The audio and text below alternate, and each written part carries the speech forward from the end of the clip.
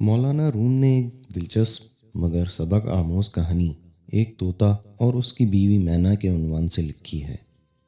ایک دن طوطا اپنی پیاری سی بیوی مینا کو سیر کرانے کے لیے لے گیا۔ اس کا گزر ایک ویرانے سے ہوا۔ وہ آرام کرنے کے لیے ایک درخت پر بیٹھ گئے۔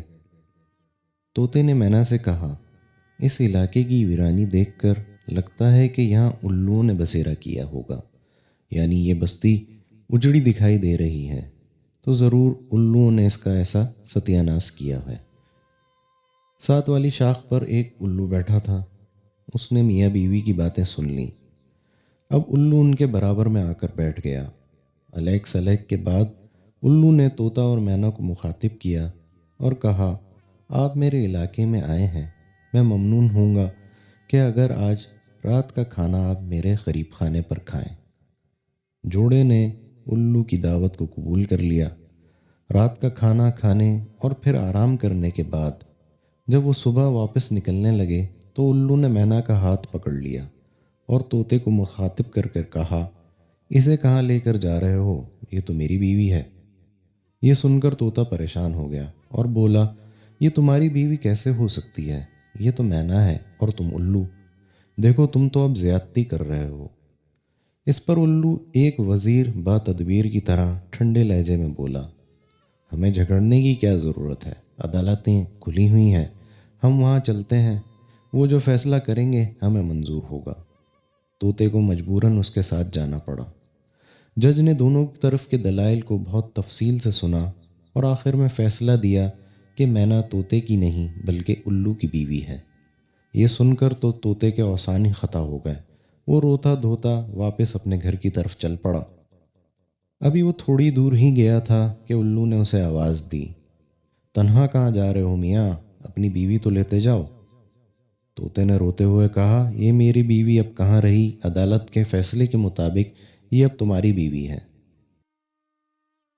اس پر الو نے شفقت سے طوطے کے کاندھے پر ہاتھ رکھا اور کہا، یہ میری نہیں تمہاری ہی بیوی ہے۔ میں تو صرف یہ بتانا چاہتا تھا کہ بستیاں الوؤں کی وجہ سے ویران نہیں ہوا کرتیں، بلکہ اس وقت ویران ہوتی ہیں جب وہاں سے انصاف اٹھ جاتا ہے۔ برباد گلستاں کرنے کو بس ایک ہی الو کافی تھا، ہر شاخ پہ الو بیٹھا ہے، انجام گلستاں کیا ہوگا۔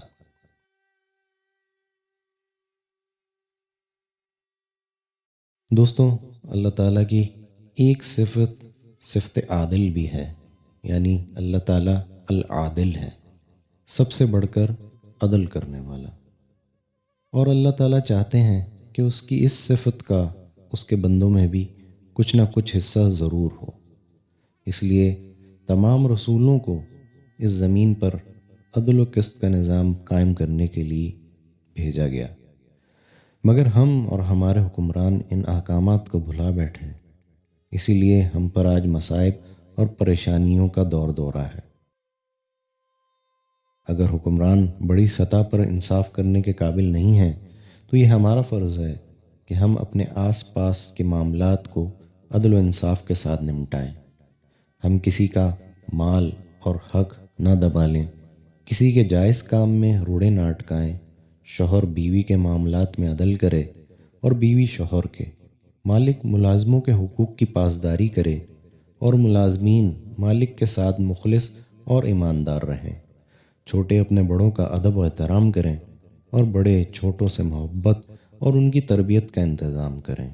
اگر ہر فرد کا اس بات پر ایمان ہو جائے کہ اللہ کو ایک دن جواب دینا ہے تو پھر ہمارا معاشرہ ایک صالح معاشرہ بن سکتا ہے۔ اللہ تعالی ہمیں عدل و انصاف قائم کرنے والا بنائے۔ اپنا، اپنے والدین اور اپنے گھر والوں کا خیال رکھیے گا اور مجھ خاکسار کے لیے بھی دعا کیجیے گا۔ جزاکم اللہ خیراً، والسلام۔